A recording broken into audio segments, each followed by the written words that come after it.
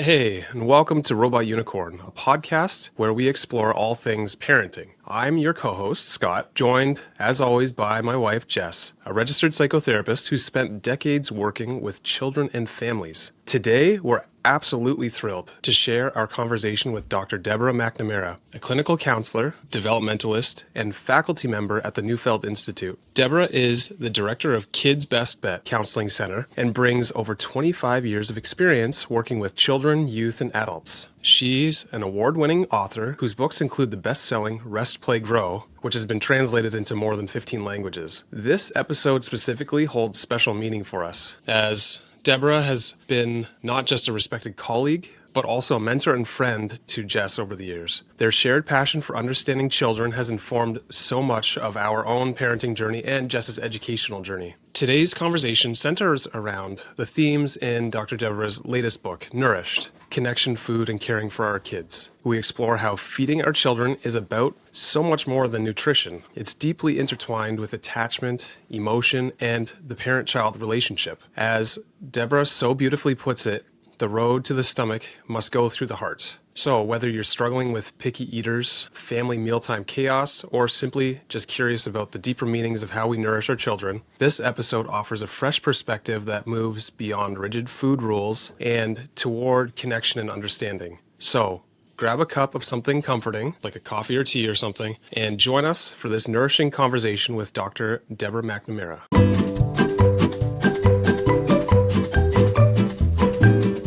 Welcome to Robot Unicorn, hosted by my parents, Jess and Scott. I hope you enjoyed the episode. Our topic today is mostly around Nourished and the idea of food and eating and relationship and all that. But before we dive into that, I was kind of wondering if we'd love to hear about a moment or experience that first sparked your passion for that concept or understanding how we nourish ourselves just beyond the basics of food, because there must have been something that sort of spurred this on. Yeah, there was many. I mean, I write about in the book about my daughter who was 3 and just incredible what I would call picky eating, and many parents would call picky eating, and just being so frustrated and going to Gordon Neufeld, who was my postdoc supervisor at the time, and saying, what am I supposed to do here? I'm getting a battle here with my kids. I'm creating an attachment problem, which is quite ironic because I'm helping other parents with their attachment issues. So it was a real crisis of confidence, really. And, he basically turned my head around, and his answer, which I won't spoil it for you in the book, was this isn't actually about the food. And I think that's the underlying theme of everything. It's actually not about the food as much as we think it is. Of course, we have neurobiological differences and sensitive, palates and whatnot and smell. But really, when we're starting to get into trouble around food and food issues, it's really about relationships. So that turned my head around. I thought I understood how to do this. I eat, I like food. I fed my first daughter okay, but my second daughter was, I don't know, she was completely different. And so it threw me for a loop. I love the way and Nourished, like all your work, that's the underlying theme, right? It's not about often the thing that we think it's about. I was thinking, Deb, so for people listening, Dr. Deb and I, we meet regularly. We've known each other for a couple of years now. And I was thinking about I don't know if you remember the one time we were talking about how I was trying to serve my kids chicken on a bun. Do you remember that conversation? You've told me a few stories, so remind me. I'll remind you. Yeah. It was summertime and I just was dysregulated. I was having a hard day and I thought to myself, I'll just make the girls something really easy that I know that they're going to want to eat. They love having chicken on literally chicken, ketchup, and a hot dog bun. Like the easiest thing. I know they like this. It's so easy. So I made it for them. And then I just gave them plates and said, okay, go outside, go eat. Mommy needs a break. I need to sit by myself. And then they all are just like, I don't like this. I don't like chicken on a bun. And I was about ready to lose my mind. I'm like, you do. I know you do. I know you like this. And I remember I told you the next day and then we had a laugh about it. And then you said, well, something so obviously wise, well, what kind of rested state were they in before you tried to serve them chicken on a bun? And then we laughed. I said, they weren't. I just threw them the plates and told them to go eat. But I think about that conversation we had all the time, because how often as parents are we feeding our kids in that way and then wondering why they won't eat? Yeah, it's amazing. I love that story. And it was good food. It's what you always like. What could possibly go wrong here? And there's so many invisible things that get attached to food. It is an emotional event. It's meant to be paired with rest and safety. And so when we're discombobulated or alarmed or in a hurry, all those emotions get in the way of opening up your tummy and being receptive to food. And we're just not meant to eat outside of connection. That's the other huge piece, right? We're meant to eat in connection. So yeah, they feel a little lost when we're not anchoring them. We've got a million things we're doing in our head, but they're not quite as receptive. Yeah. And I really wanted to get into that today, because I think exactly what you just said, like, we're meant to eat in connection. I think that's something that's so lost right now. And even on Nurtured First, whenever I talk about that, a big thing I'll talk about is family dinner and how that's really important to us. And people will say, oh, well, we just don't have time. Like, we're too busy. There's too much going on. So I was wondering if you could just expand a little bit on your research and your wisdom in the area of connection being the root of food struggles. Well, I mean, it certainly put my head for a spin, first of all. So I think that everything, it seems so self-evident, but it's gotten so lost. And I think what you said is that we're just too busy. We've got competing responsibilities. Our kids have competing responsibilities and activities. And so what is critical for survival, or what is important for survival, is getting drowned out by what seems urgent and ever on our doorstep. And so we don't protect spaces for connection. I know it sounds simple, but it's true. We just don't save those spaces. It's invisible what happens here, the emotions of care, of love. We think, well, we're showing up, we're working hard to provide a good meal, the cost of food, the time that it takes. And we think, certainly this should be care. Well, it is. However, if it's not paired with a sense of rest, if there isn't a sense of presence, of warmth and delight. I asked everybody in my research, which, by the way, I don't know if I should be embarrassed or what to say, that it took me about 10 years to write this and do the research and interview people. Like it didn't, every time I was running into, is it about the family table? No, it's not just about the family table. Is it about the food? No, it's not just about the food. Is it about picky eating? No, we've got that wrong too. So it took me a long time to turn over a lot of these things and to rethink them. But one of the questions I love most in my research is, I said, does food have love in it? And people all said yes. And then I said, well, why? How do you know it has love in it? Love is invisible. You can't put it on the packaging of food. You'll get in trouble from the government if you start listing it as an ingredient. But everybody said, yes, I can taste the love in food. Well, how? Well, there was a couple of things. Number one, did someone spend attention on me, time and attention, paying attention to what I like? And it didn't have to be a 5-course meal. It just had to be that the person knew I liked rice instead of pasta. I like tomato sauce, or I like butter. It was just very simple things. Were they paying attention to who I was? The second thing was, did they have good intentions? Did they actually want to, feed me in a way that was met with caring and generosity? Even if you burned your food, if they believed that you had good intentions, your food tastes better. It was absolutely wild. Love and connection changes the actual taste of food. And of course, the last thing that people said was there warmth? Was there caring? Like real caring, right? Not just I'm showing up to give you food, but real caring and connection and collecting over the food. And those three things embedded food with love. They're invisible. It's about how we show up. It's not about what we eat. But these things get missed over and over again. It's interesting that you say that, because I feel like the immediate visualization that I have is going to my grandmother's and having a meal with her. That's like the immediate, yeah. And we still do that to this day. So now we go camping once a year, and we've tried to share a meal with her, as like Jess, myself, and our 3 daughters spend time with her and actually have a meal, or at least one meal, maybe a couple together. Yeah, beautiful. And you can feel the resonance, right? Because food, the senses of food, the smell, the taste, the emotions surrounding it, like taste and food can transport us back to people and places that felt like home.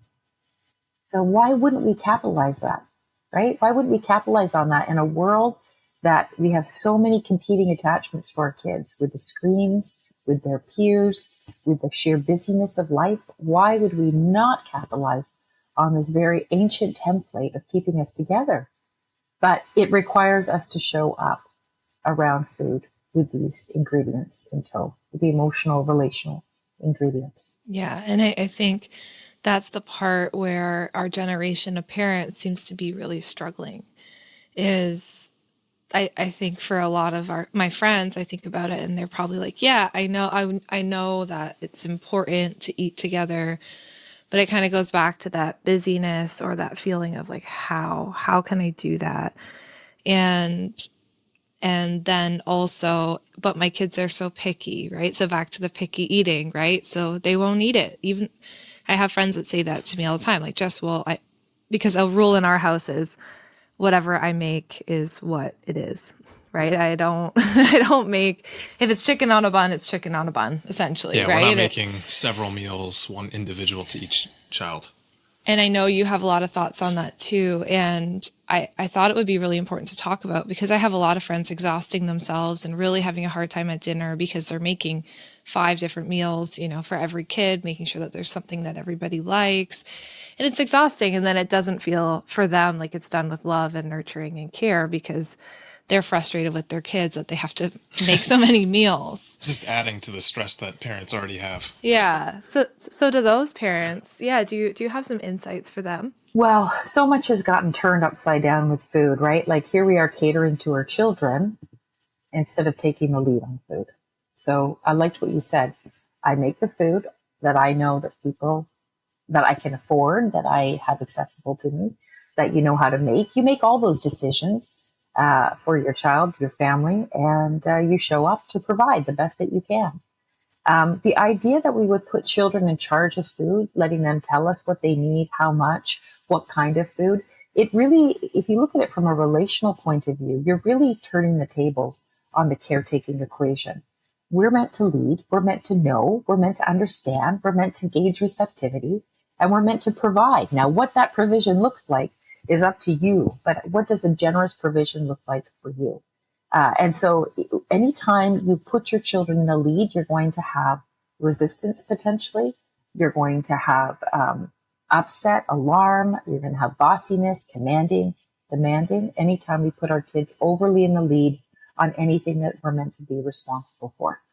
Yes, they should be able to choose from what we provide. We shouldn't be force feeding them. We shouldn't be saying you have to eat so much of this. But how do you show up in a generous way? Like, I remember this experiment that I write about in Nourished, where I basically had people come over for dinner and I knew what everybody could eat and couldn't eat and allergies and things like that. And we said, well, what can we bring? Nothing. I'm going to provide for you. What are you going to make? Food, and you're going to like it. I just remember, and it was an experiment, right? This incredible arrogance. And I thought, I'm going to make a salad. I'm going to make a soup. My kids didn't eat soup.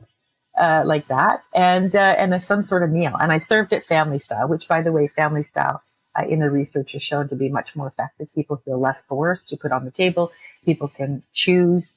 People can see. Yeah, people can see that other people are enjoying it more. So if you're more reluctant, you don't feel pushed, yet you can see your loved ones enjoying it. So that then says to your attachment emotional brain, this must be safe. My loved ones are eating it. Therefore, I might like it too. If you are connected to that person and that person has influence.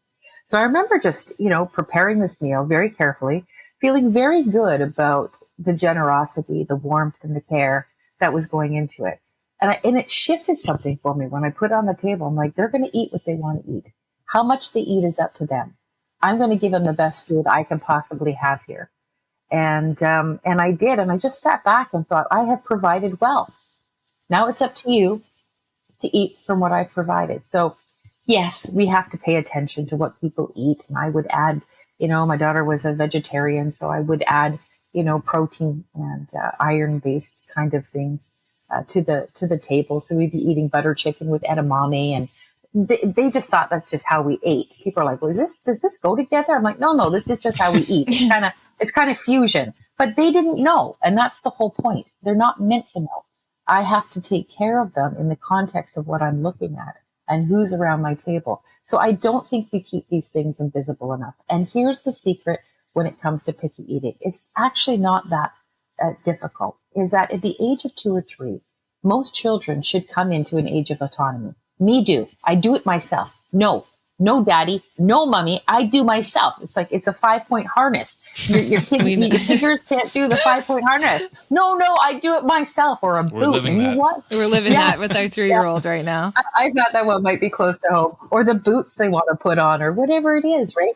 And you can see them, and they've just got this burst of autonomy because they finally come alive, and in the sense that they are now more of a coherent little self. And so, of course, when it comes to food, they start to say, I want to explore. I want some autonomy. I want to decide. They're allergic to coercion at this age. The more you push, the more they back up. They go boneless. They fall down. They just pretend they can't hear you. People send them into tests to get their hearing checked, and they're like, oh, they can hear you. They're just locking down on resistance. They're absolutely allergic to coercion. And then you say, you must eat broccoli. Broccoli is good. Oh, I hate broccoli. And you're like, why? This is organic broccoli that cost me $10. How can you not eat this broccoli? It's got the cheese sauce on it that you like.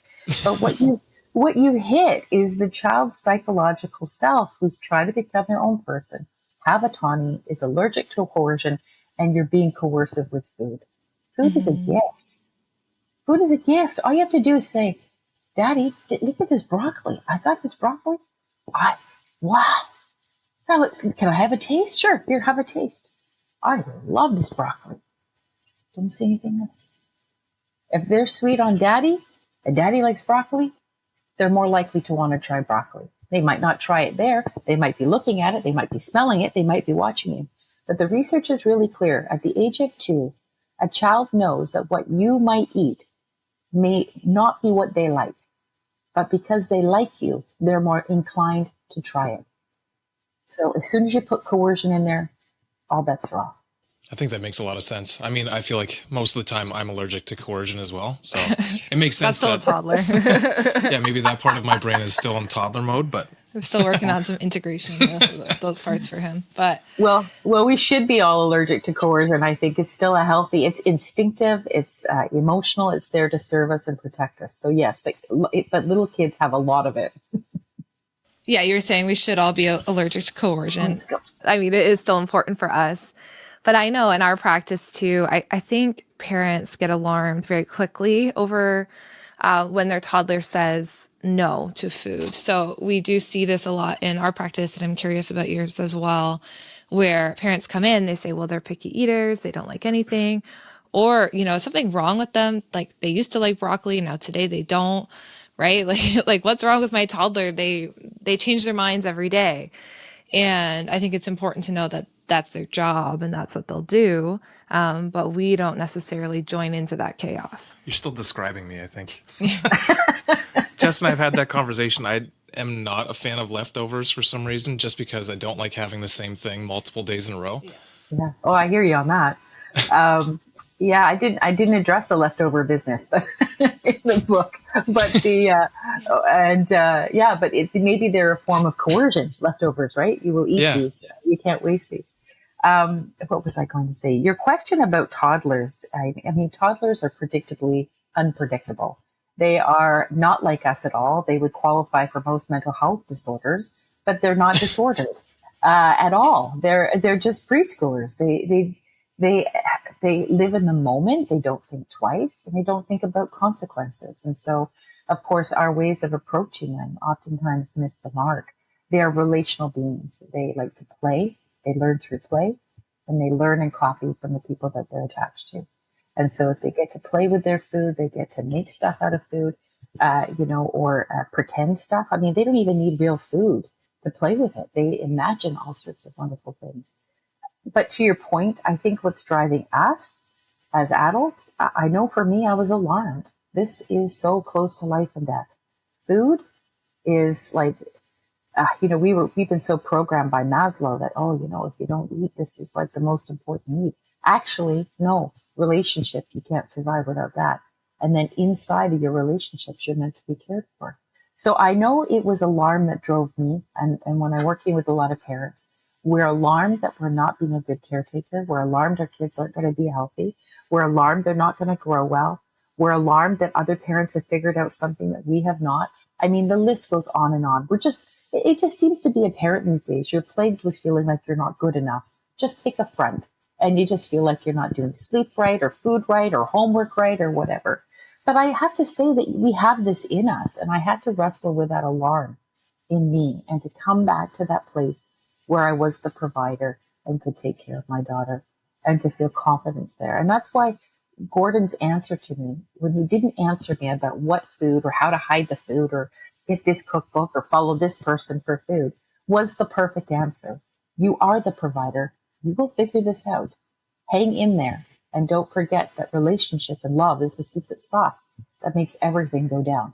So when I backed out of coercion, because it wasn't working, and I was alarmed because I was creating an attachment problem, so I backed out of coercion and I backed into relationship, and things unfolded much better. And I'm happy to say she eats lots of different types of things. And she'll remark, "Wow, Mom, I've sure come a long way." I'm like, "Yeah, we knew you would. Sometimes it just takes a while. People discover food at their own pace." But but I was highly alarmed. I can't say that I wasn't. And how could we not? So is it safe to say that it's easier to start this younger? So like if, let's say I know a child that's 11 years old and all they want is chicken fingers and fries or something like that, how would you start at that age versus 2 or 3 year old? The differences in approach. Well, yeah, I mean, it's a great question because as a parent, we always want to start as early as possible because we think we've broken them or wrecked them or set them up down a horrible path. What I do know is that as a developmentalist, who basically studies and understands how people grow, develop, is it's never too late to change. It's never too late till they lower you in the grave. Development is very forgiving. So if you have an 11-year-old who's struggling with eating, it's still the same recipe. Go back into connection, reduce coercion. Find ways to make food and eating more playful, switch some things up. You don't have to eat at a table. Maybe the table's too provocative now. Maybe we have to do something different. But trust in yourself that you can find a way through if you're focused. Like part of finding your way through is focusing back on your relationship and getting out of these battles and increasing connection, not just around food, but around anything you're doing from morning to evening. It doesn't have to be around food. So yes, ideally we would have a construction of this and an understanding of this when a child is 2 or 3. But in North America, we are lost when it comes to this food culture. We are so detached from any roots that make sense anymore.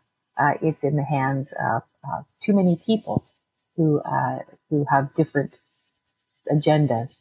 And so I think parents feel very disenfranchised from that sense of knowing what it is their kids need as a strong provider. I was going to say, I feel like among our clients and my own personal friends as well, there's this sense of, well, I really want to respect, my child's individual needs. And I think that there's a balance, right? A lot of them are coming away from parents who are really harsh and not attuned, right, to what they needed. And so maybe they would force them to eat something that just wasn't right for whatever reason, their sensitivities, their palates. And so they just never want their kids to feel the same coercion that they felt.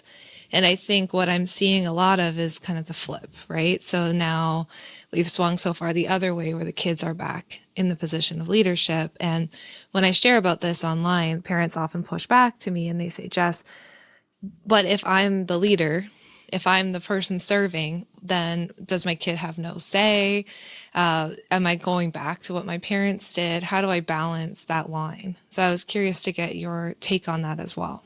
Mm-hmm. Yeah, I get asked this question a lot too, because we're trying to understand, okay, if this pendulum is swinging from one side to the other, how do we find our way to something? And balance might be the word, but there might be a better way to look at this in the sense of how do we be the provider that our kid needs? How do we be the provider? So when you ask yourself that question, there is room for autonomy in that question. A provider doesn't want to override a child's autonomy. A provider wants a child to grow well. A provider wants their teenager to flourish and to take on the world. There is no coercion in provider, but there is leadership. And so starting with a word that makes sense can help guide you. So, but if we go back to something, people say, well, Deb, what does that look like? Well, I come back to the family style. When we had butter chicken, I wouldn't ask my kids, if they wanted butter chicken. It was just on rotation and it was a quick meal and that's what we do. And we hadn't eaten it for a bit. So I've decided this is the way to go. I would decide how much, rice would be there and butter chicken would be there and edamame would be there. And I would, serve it in a predictable way in a place that is as restful as it can be with time and space to connect. And then I'm paying attention. These are the foods that I know they typically eat. Are their tummies a little bit off? Do they seem a little bit more agitated? I'm trying to pick up the cues, just like you would if your child was sick, right? You're picking up the cues. Are they hot? Are they tummies rumbling? Do they, they go in the bathroom correctly? But you're always picking up the cues as a provider. I've provided what I know they need, but say my daughter isn't hungry. I'm like, oh, she seems upset or she had a snack. Then I'm thinking to myself, well, I might need to give her something before she goes to bed. We might have a snack together. So I'm going to read a story with her. I'm not going to ask her if she's hungry. I'm paying attention to the cues. I've got her on my radar. And so but she has autonomy to say yes or no. She's listening to her body. She's eating as much butter chicken as she wants. One day she tried it. Oh my goodness. Then I had to start making more butter chicken because she started to eat it. But you're just, you know what I'm saying? Like we leave room for autonomy. Love doesn't suffocate you. It creates the foundation from which you grow. So just show up in that provider role. But you can't put the kids in the lead and we can't just override their autonomy. Neither side works very well for them and for us. We all suffer actually dearly. 100%. I'm thinking about how you're talking about the provider role. And I think the hard part is just so many people don't have that model, right? And so I think when we say be in the lead, parents just assume it goes back to being that harsh model. Yeah. They don't have, it's hard for them to picture this provider. And that's where your book is so beautiful because you just outline it in so many different stories and so many different ways, what it looks like to actually provide. And I think when parents start to understand that a good provider, wise leader is someone who actually looks out for the interests of the kids, we're just not asking them a million questions and overwhelming them. I know this has been totally transformative in the way that I support our kids with eating. Because there was a while, my chicken on a bun era where I just am like throwing food at the kids and not actually throwing them, but here, take a plate, go sit down, go eat. Things are stressful. So you're just like, let's do this as quickly as possible. Yeah. Absolutely. I need some silence. Let's have the kids eat outside while we're inside, just eating in the kitchen or something like that. But then the more I did that, the more I recognized that now meals are always a battle and they're always whining. They're always crying. They never like what they're being fed. And I think it was after a talk, I saw you talk about this, maybe a year and a half ago or something like that. And you had been talking about Nourished, and I really changed the way that I fed the kids. And now we really are prioritizing sitting together as a family and asking each other questions as we eat and not asking the kids, oh, what do you want for dinner tonight? Like I never ask them that. And my friends are like, what? What do you mean you never ask your kids what they want? I said, oh no, I just make them something set and it out. I just put it on the table and I talk about how yummy it is. And most of the times they start with some complaints and then eventually they eat it. And if they don't, then I notice that. And then I offer a bowl of oatmeal that I know that they like before they go to bed. And it just reduces the pressure so much. And we have a sensitive daughter like yours as well. And I noticed that she's willing to try more things. And if not, the bowl of oatmeal is still there, right? So I think just learning how to be a provider is really tough for a lot of parents without that model. Mm-hmm. I love your description of, I can imagine you as a family now around food, this way. And not that it's perfect, and not that they like it and they eat your $7 lettuce, that you've spent your money on. So there's still frustration, I'm sure, there, as it is for every parent. But there's a sense of togetherness there that's being paired with what you're serving and coming together. So that coming together isn't adverse. Coming together is met with connection. And so, of course, it just rolls all of that together in a bowl. I think you're right that we are missing those provider images and role models. Not everybody had them. We are really trying to change the paradigm in which we raise our children from a very authoritarian to a very relational role. Food is still governed by a very behavioral mindset where it's about the outcome, how much is it. So we've got a lot of work to do to switch it to a relational mindset. But I think one of the things, when I was writing Nourished, it just dawned on me, it just came to me, that any time my daughters, when they were playing, they would always gravitate to the kitchen. 2, 3 years of age, you'll see the very earliest manifestations of caring in a young child come out in food or taking care of something. And it's not for real. It's a baby, it's a train, it's a bug on the road. If they are cared for, and that has sunk into a child, by the age of 2, the caring relational instincts are then moving inside of them to do the same as somebody else. I had my nephew on my lap. He was 18 months. He didn't speak a lot. And I was feeding him while people were out skiing. And I was just cutting up an apple and putting it in his mouth. And he took the apple from his mouth and then he stuck it into mine. And it was just a very simple interaction. So why am I telling you that story? Because those provider instincts are in you. They first showed up when you were little, if you were cared for, you made it through where someone had some caring for you. Those providers or instincts are in you. And if you didn't, then it would be to fall in love with whoever it is that you need to provide for, because that will unlock those caretaking instincts in you to take care of your loved ones, whatever that might be. You don't have to like cooking or cleaning, or shopping or growing food. You just have to love the people that you're taking care of. And that's the secret to being a provider. One of my favorite things too is, I think it falls in line, not necessarily with the eating aspect of it, but my daughters and I will typically on a weekend, usually a Saturday morning, we'll make waffles or pancakes together, and they'll get flour everywhere. So Jess stays out of the kitchen because she can't be around flour. So celiac, yeah. Oh, wow. But it's that whole experience of doing it together. I find that to be fun because I actually personally don't really care for pancakes, but I make it with them anyway because it's just a fun thing to do together, and then we all eat it together after we've made them. Yeah, that's beautiful. That's beautiful. I've had so many, parents tell me the stories of how they've played with food differently in reading Nourished and thinking a little bit differently about how do we bring some rest to food. Now, this is not play for you, Jess. This is like, a health issue if you're playing with flour. But for you and the girls, this is play. And how that restores just a sense of rest around the provision of care and waking up on a Saturday morning. Remember what Dad used to do. I had one of my clients, oh my God, he's just taken this to heart. And his kids said to him, Dad, could you play chef and restaurant with us? So they had him dress up as a restaurateur, and he had a napkin over his arm, and he took their order. Then he went and he was a chef, and then he served it to them, and he was the waiter again. And he said they wouldn't stop eating. They just kept eating and eating. All they were doing was playing out this restaurateur, and such delight and enjoyment in him, and such delight and enjoyment in their kids. And it was just slowing down enough. But what a wonderful pairing of food and connection. So yeah, I love that. It just takes so much time to do that and to put a ritual around it. That's the other thing too that I love what you said is it's a Saturday morning. It's waffles with Dad. It's a ritual.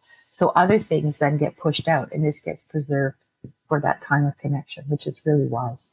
I loved it. Just wanted to make another note what you're saying about the wisdom that we already have within us, right? Because we often, we think, oh, I didn't have a model or I didn't have a way of knowing how to do this. But if you watch your children when they're cared for, right? Like even yesterday, my daughter was yelling at me because I wouldn't sit down and have the tea, quote unquote, that she made me with her little teapot, her little set. She made me a cookie, gluten-free. I can tell my children have the ability to care and love me because whenever they make me food and play, it's gluten-free. Yep. So you don't get sick, mommy. And it's so beautiful. And they make me sit down and then I have to eat it. And then they ask if it's yummy because they know gluten-free food is often yucky. And they'll say, yeah, it's so yummy. You did a good job. And they just run away all happy. And it's like they have it already within them. They know how to care and they know how to nurture. And we do too, but we just lost it.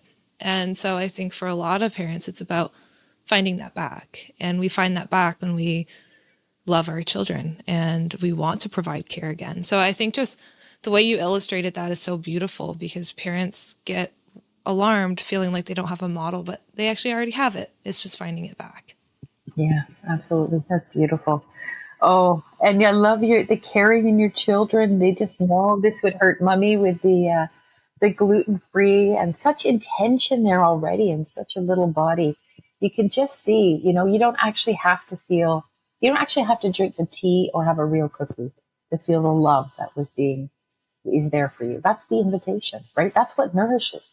We realize that the food is just such a small part of this. The nourishment is on a physical level, is on an emotional level, psychological, how your memories are formed. Like the nourishment is all around and it gets paired together. It's beautiful. Yeah, it's funny because you talk about it unlocking memories. I still to this day say to Jess that anytime there's butter melting on in a pan, I go back to being at my grandparents' house as a kid and I can see the sunlight coming in through their kitchen and they had a big round table on there and my uncles were quite young, so I would be sitting around with some of my uncles as well. And it was, it's funny how every single time I smell butter melting, I go back to that. Mm-hmm. Mm-hmm. It's beautiful. And it's kind of like the long arm of attachment, right? You can just pull somebody in, that memory, that sense of mattering, that invitation, the people that were there. And you can just feel full in a psychological way. Nature is profound in how we are wired up this way. It was beautiful actually to delve into this and to discover, there's a lot of secrets here and there's wisdom of carrying these things together. This is just a glimpse into that, and one can never really understand it all. But we would be foolish not to follow in what has been so carefully joined together. Yeah, butter. I bet everybody has that. I asked everybody, who would be your favorite person to cook for you? And so the answers were remarkable, but it was always back to this kind of a story of this person took care of me. This is what I remember. This is the food that I attach to them. This is what brings me comfort. I had one lady said that when she had her cancer diagnosis, she didn't understand that she ran from the doctor's appointment and just started to eat halva, a Polish sweet. She just had to eat as much as she could. Just somehow brought her back to her mother and needing that comfort. Her mother had passed, just needing that comfort. She didn't understand why she couldn't stop eating this candy. She realized it was about my mother and needing comfort. Yeah. I think something about your work in Nourished, for me personally, after reading the book, it really healed some pieces of myself and my own food struggles over the years. As I know for me and for most women and a lot of men as well, you have all this wisdom when you're a kid of eating, right? And kids we know too, they will tell you when they're full. They know how much to eat. They know what kind of food feels good for their body, all of those things. But then over time, you get society's messaging and telling you, you should weigh a certain amount, or you should eat this and this much protein, or sugar is bad, or all of these different things. And I think you can quickly lose the wisdom. And so then you stop eating foods that once maybe provided you with that comfort that you had when you were a kid, right? Like I always think about my grandma. Every single Sunday, she would make cake. And it's chocolate cake, came from a box, had little sprinkles on top, right? And every Sunday for years, I ate this cake until one day, the messaging about sugar changed and I said no to cake. And I remember my grandma being like, what the heck, you're saying no to Sunday cake? Like we have cake every Sunday. And then for years I stopped having cake. And I think this approach, this relational approach to food can be so healing for us too. And I was hoping we could talk about that and how we can preserve that wisdom in our children so that they don't like it's just, now I look at it and I see everywhere, don't eat sugar, or this is bad, or eat keto, There's a lot or of eat TikTok that. experts, social media experts. And it's all making us lose, like you said, this ancient wisdom of what food means, which is so much more than food. So I was hoping you could touch on that a little bit too, because I know for me that's been so helpful. Yeah, well, thank you for that. It is provocative. Food is provocative for us now, as parents, and especially in North America with diet culture, with body image stuff, with food marketing and messages and nutrition. I mean, food is anything but enjoyable, it seems. And it is meant to be a gift. If you think Mother Nature is a great provider, then food is meant to be a gift to help take care of us. And so it's become very perverted. It's been reduced to its very basic molecular structure, and it's become nutrients rather than this whole source of food. And I think the values around what we eat, the getting back to some neutrality of it, that food is a gift, instead of it's good or bad or whatever. Now, foods that you want your kids to eat, and so you serve them. Your grandma decided that chocolate cake was indeed a special treat on a Sunday, and that was that. And that's what she wanted. That was her choice. She was the provider. She was in charge. You get to make the decisions about when chocolate cake would be eaten. Maybe it was a Sunday thing. Dessert doesn't have to be every night. You get to make those choices as a provider. But the messages to kids that this food is toxic or bad or good. And Scott, you are so right. TikTok has now taken over as the influence of choice. Like, who were the original influencers when it came to food? You've both spoken about them, right? Your grandparents and your parents. They're the original influencers. They were the one who loved you the most, who were most invested in keeping you around, who probably made the best that they could from their caretaking, and in whose hands your body would most likely digest and use the food that was given, and you would be wholly cared for. Increased resilience and everything else would come from those pairings of food and attachment. So we've gotten really lost in this, and food isn't a gift anymore. And I hear it all the time. Oh, I'm going to go do a workout so I can earn my cake tonight. Food, that's an outcome. That's behavioral. I've got to be good enough to do this. Like, should we not be concerned about health? No, I'm not saying that. I'm saying it falls under having a good provider. Am I taking care of them? Am I taking care of me? And under that, guys, you'll make the choices that are in everyone's best interest. You don't have to share all of that wisdom with kids. You just take the lead. The original influencer should be us. And so we have to keep our relationship strong so it doesn't open it up to competing attachments. And if it does, that they come to us and say, Mom, I'm hearing a lot of stuff about sugar out there. Is it bad? I'm really liking cake. And then we can say, so do I. Yeah, exactly. So yes, we still eat cake in our family. Not everybody agrees, but Mommy's decided that, this is just how we roll. The research on eating disorders is really clear. It's not generally good enough to have one parent acting as a shield around culture, these messages. You actually need both parents to be together on this. And that serves as a preservative shield around body image types of issues, when there's food neutrality in the home, when you're kind of pulling in the same place. If one parent, because remember, a child is attached ideally to both parents. So you create a lot of conflict if you open the doorway to much more distress around food and body image and stuff. So research is really clear. Two parents generally, it doesn't matter, if they're together or apart, but generally pulling in the same direction, providing a shield around culture that is so toxic this way, taking the lead on food. When it gets to more levels of distress with food, that isn't enough. The parents pulling in a particular direction together isn't found to have been implicated in terms of eating disorders. That we would be much wiser. And a lot of people who I did interview who work in eating disorders say first myth is that it's not about the food. Eating disorders actually aren't about food. It's about a chronic emotional stress response. And food now carries the emotions of alarm and frustration and pursuit and all sorts of things that get stirred up in the face of separation. So we would be much better off to look at our eating disorders, orthorexia, anorexia, bulimia, even ARFID as a chronic stress response. You can make the argument for ARFID in some ways. That's, it's multifaceted, so we can't just paint everything with the same brush. There are neurobiological issues here as well. But generally speaking, if we can maintain some neutrality around food, if we can take the lead on it, we have our best bet in terms of steering through what is a very toxic food culture, diet culture.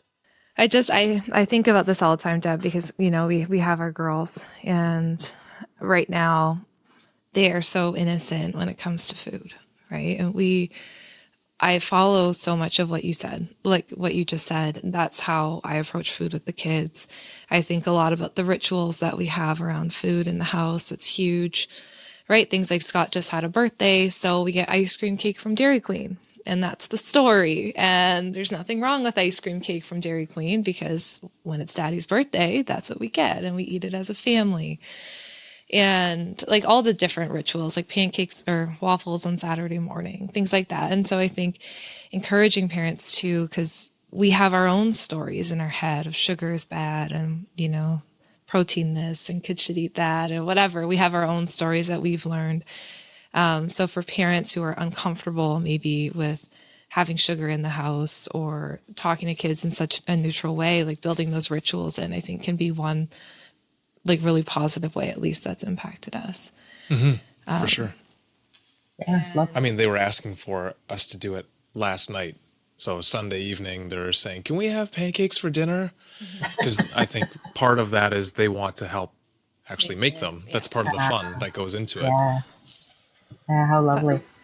But I really think as like they get older, one of the protective factors will be continuing the rituals and continuing to talk about why the rituals are important and why we eat cake, right? Why, like for my grandma, why we ate cake on Sunday, that was important to know that exactly grandma provides, like, and this is her way of caring and showing love, is that she bakes the cake on Saturday night, knowing the whole family's going to come over on Sunday and eat it, right? But preserving that in our kids in a world that's going to tell them all these other things, like it does feel like such a pressure to me. It is daunting today. I can't lie. It is daunting. I've raised 2 girls myself. And part of it, the challenge is that we send our kids out into the world. It's not all about what happens in the home. The world is wide open now from any social media. Our kids are influenced from places that our parents couldn't ever have imagined. So we've got a lot of conflicting information and people competing for their attachment, for their attention, and who offer belonging, who offer loyalty, who offer superficial forms of connection oftentimes. So we have competition on our doorstep. And that is why when I looked at this area, I thought, oh my goodness, what a way to be able to hold on to your family and your kids by showing up as a provider in whatever way, shape, or form that looks like. Eat at a table, have a picnic, have a coffee while they eat, Cheerios. It's up to you what that looks like. Go out to Dairy Queen and have a wonderful piece of their ice cream cakes. Whatever that looks like to you, find your ritual, preserve it. Peer orientation, I think, is one of the biggest dangers around food issues, because when they become more attached to their peers, when they become more influenced by their peers, want to belong to their peers, act like, talk like, be the same shape as, have the same values. What if you're part of a peer group that says chocolate cake is evil, and you've got a grandma and mom and dad who say, no, chocolate cake is fantastic. You've now got a competing attachment. Whose group do you belong to? You're going to go where you feel at home the most. So as adults, we have to hold on to our kids. We have to reduce our preoccupation that they get along with their peer group or have a social group, that they have to be socialized by their peers. We spend so much time focusing on that, when in actual fact, what we really need to do more than anything is to, as Gordon Neufeld and Deborah MacNamara write, hold on to our kids, make sure they're connected, to their parents, to their aunts, to their uncles, to their younger brothers or sisters, or, neighbors, or show up in the community and volunteer and be part of that, and be in beautiful cascading care so that they can feel cared for and they can care for others. And that is where their influence comes from, so that they're held in that connection. But that is what is most daunting. And for parents who've got kids going into teenage years, tween years, the foundation for this is all in the early years. So hold on to your kids. Make those family meals a priority. I was shocked at how well it worked during my kids' adolescence. I'd say, well, just, have your friends come over, or we'll all go out to dinner and bring your friend. And okay, and then we'll go out afterwards. Okay, that's fine, but let's have a meal first. Let's have a meal first before you go out for the evening. That changes the trajectory of a lot when you get home. For sure, I can see that. I think your message, it's so important. It's a lot of what we try and talk about here too, but in a culture where I think we're really prioritizing extracurriculars and, like I met with a client recently who's like, their child was being tutored. They were in a whole bunch of extracurriculars. Every single night was busy. They never had time for family meals. And we kind of talked about, what is important. And I think what you're doing by talking about relationships in terms of food is saying, this is actually important, and we think all these other things are, but what if we prioritized relationship and time with our family above and beyond extracurriculars or, all these other things we can do, but we don't have to. I think we would see a huge shift in children in the current kind of mental health crisis that we're seeing, just like as a broader issue that's going on. Yeah, absolutely. I don't know if it's because parents don't want their kids to fall behind, but it feels like you have to have your kids in every single extracurricular activity out there just to make sure that they're, going to know what they want to do after they're done high school or something. Like, it's challenging. Yeah, it is. And it's very sad. How did we come to value ourselves so less as the primary influencers and caretakers in our children's life? Like, how did we come to value what it is that we have to offer so little, right? When they grow in a healthy way, become their own separate person, they get to play, they're going to figure out what they want to do. They can learn well. Kids are fantastic as learners when they're at rest and they feel taken care of and their basic needs are all there. They're going to grow, they're going to learn, they're going to discover, they're going to explore. But it comes back, I think, again, to just not trusting in what we have to offer, getting talked out of that. My mom had 5 kids. She breastfed one of them because she was talked out of breastfeeding by the formula companies who basically said, we have a better substance here for your child than you can produce in your own body. Now, I'm not against formula for when it's necessary and life-saving, efforts that are needed for a child. But the idea that my mother would be talked out of what she provides is a sad story, but it still happens and is replicated over and over and over again. You ask most kids what they would prefer to do. And if they are connected to their families and their homes, it's very hard sometimes to get them out of the house. Getting out of the house to an activity is overrated. They'd rather stay in their pajamas and play with you any day if there's connection, safety, and play at home. They just want to be near their people. And that's the way they grow best of all. But we've lost such faith in that. It's such a tragedy when it comes to relationship. And I really want parents to know it's okay. Right? If you prioritize a night, hey, yeah, it's a school night, and yeah, I could sign them up for gymnastics, but you know what? We're just going to stay home Tuesday nights, and it's going to be pajamas and picnic dinner on the floor if the table's too hard right now, right? I think we also get stuck on some rigid rules. I had a follower of Nurtured First say that one of her hard and fast rules is absolutely no toys at the table ever. And I thought of you, Deb, and I remember you talking in your training about, if the table's hard, maybe bring a little truck on the table, right? And I remember thinking how eye-opening that is to so many parents who feel like we have to have all these rules and rigidity and yes, structure is important, but we can get creative too when meals are hard or, when we need to reconnect ourselves back to our kids. Yeah. I think there's a difference between rules and rituals, right?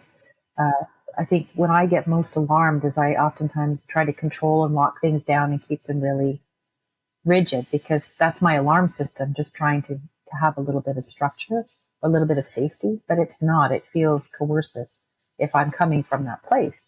Whereas a ritual that's done to preserve connection, it's about gathering, it's about play, feels very, very different.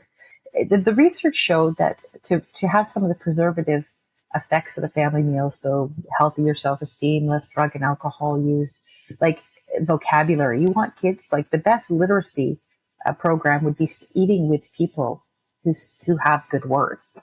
Because essentially you're learning in attachment, not just the food, but because you're dependent and you're receiving the food, you're receiving the stories, your intergenerational history.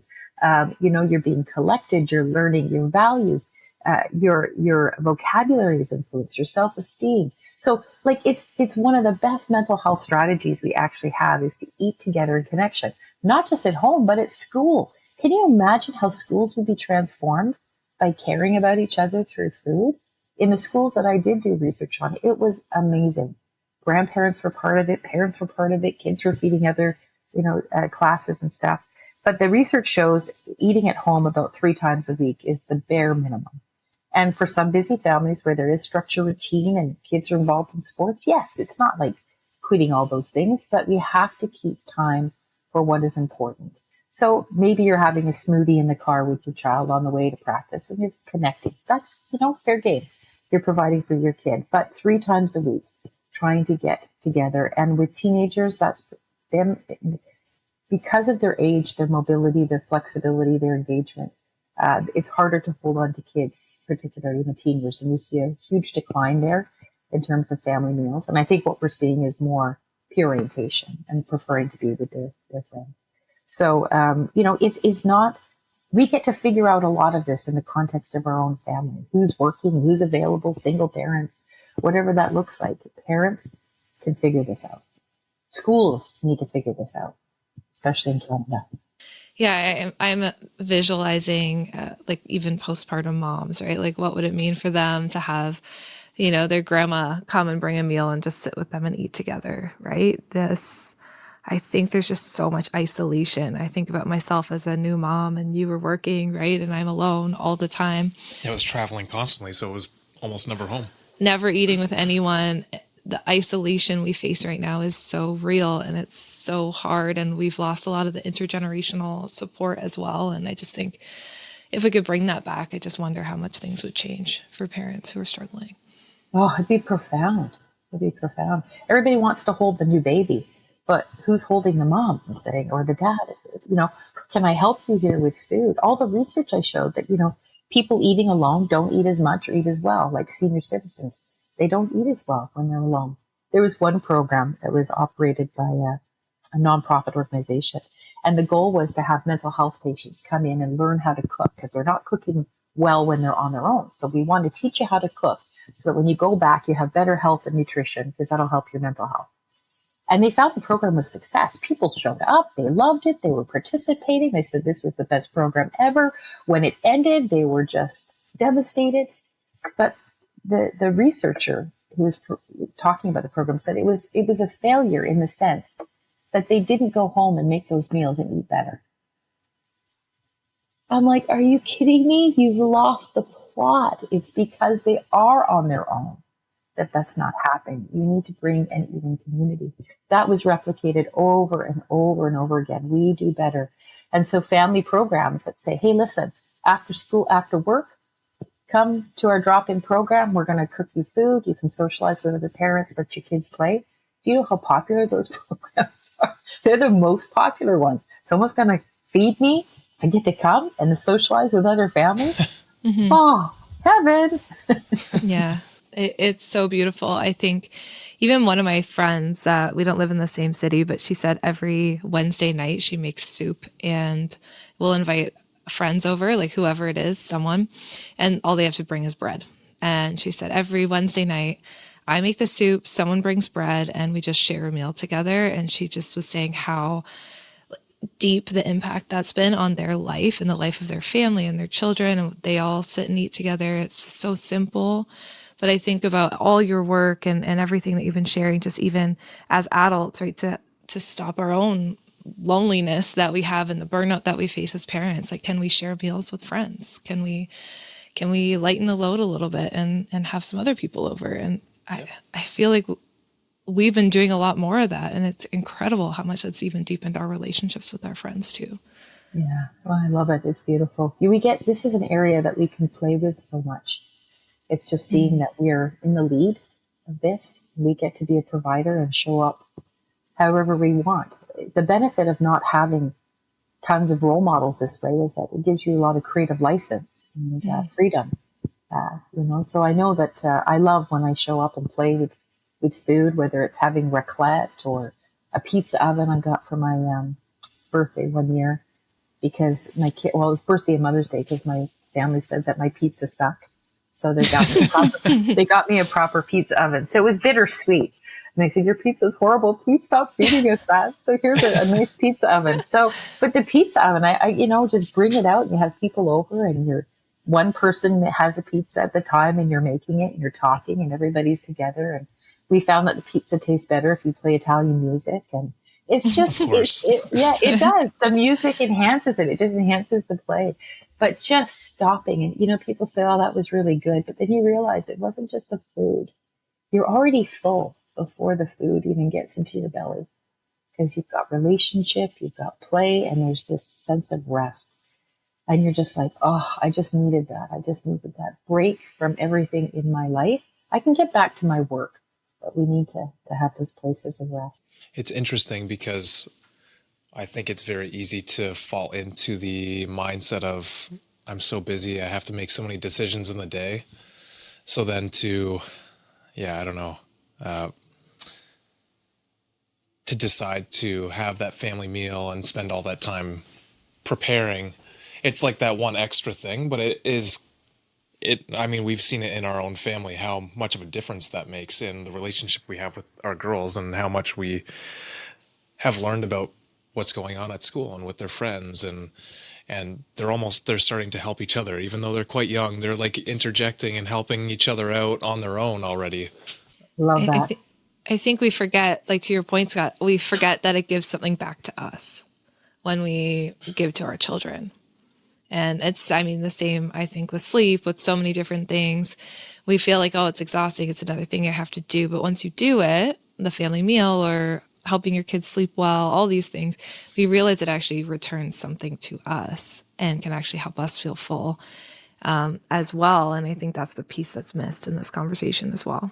Yeah, absolutely. And the ritual that you put around it. We do not have pizzas every night. That's for sure. Mm-hmm.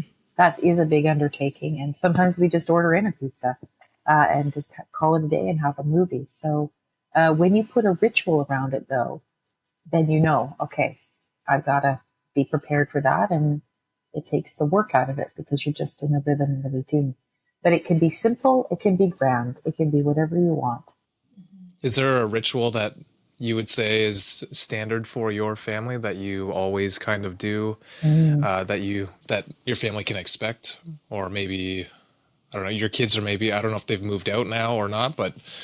Yeah, they've both moved out. Well, one is in my basement. She's a basement dweller. She has her own space.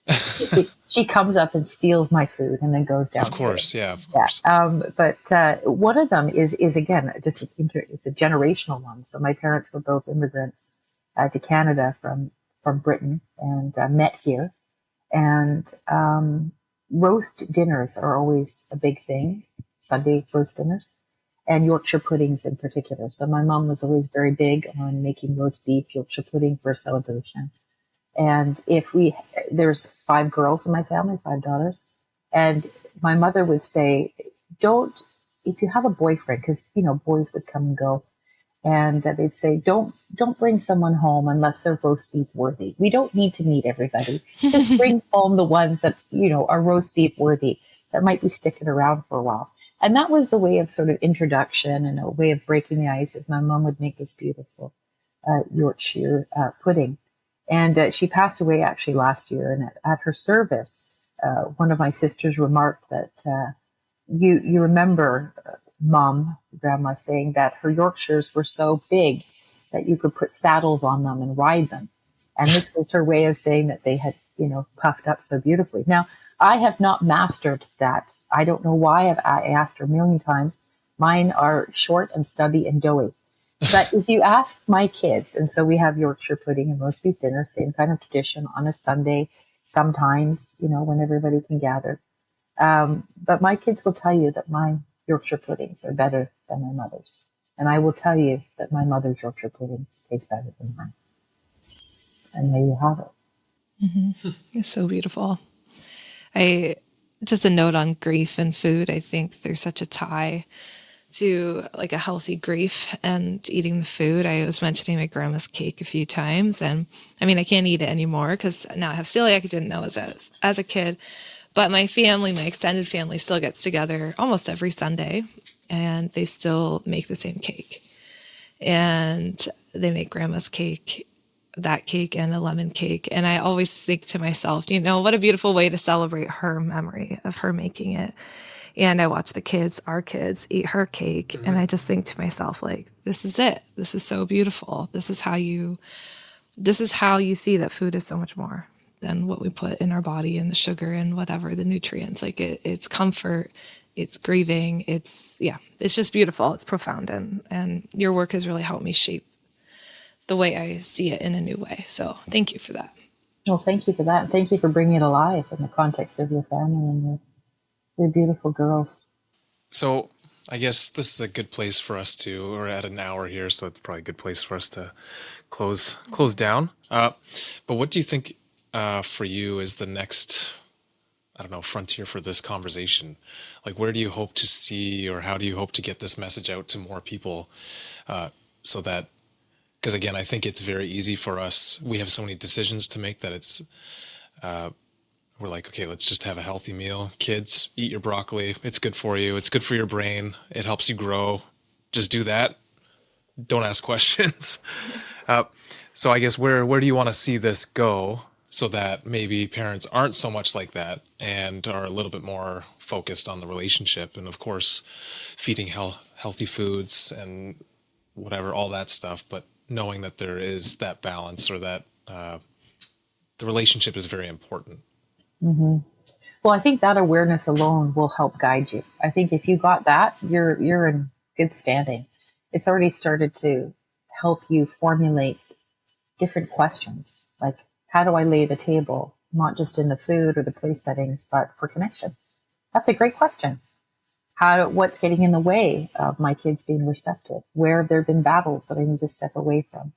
So if your top question is how do I do this in a way that nurtures and takes care of my family and shows up in a way that invites them without force, without coercion, allows them to have autonomy, but it's a generous offering. It starts with the invitation. And so change what you're doing. Experiment. Be creative.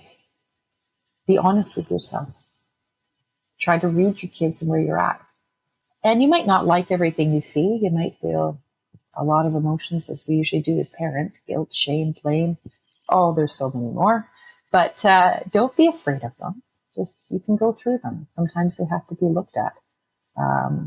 I ended up writing a book about something I never thought I would write about. And was transformed in the process of looking at what wasn't working. And that is always the place of growth. So don't be afraid to have a look and trust yourself. And everyone should read Nourished. Yeah, we'll put a link to it in the show notes, so things that you have, anyone who's interested. Hopefully there are lots more interested people after our conversation today. We really appreciate you coming on. Well, thank you so much. It's so delightful to meet both of you. I've heard so much about you, Scott, and conversation. Yeah, likewise. It's always beautiful to talk. I mean, I feel like I could talk about this conversation forever, but it's such a good one. And I hope a lot of people will read Nourished. And I know we've talked about this a lot, Deb, is like the more people talk about it, the more they read the book or listen to this podcast and talk about it with their friends. Like, I think that's really how the message grows and how we can change as a society the way that we talk to our kids about food. So I think it really is in these conversations, right? I agree completely. So thanks for being part of it.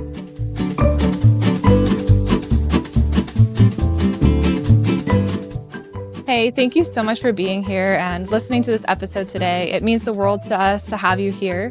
If this conversation was helpful for you, it would mean a lot if you could like and subscribe. That just shows us if the conversation is meaningful and helpful and helps it get out to more people. Also, I just wanted to let you know that every week we have a new episode drop. And if you want to be notified when that happens, just hit the little bell icon.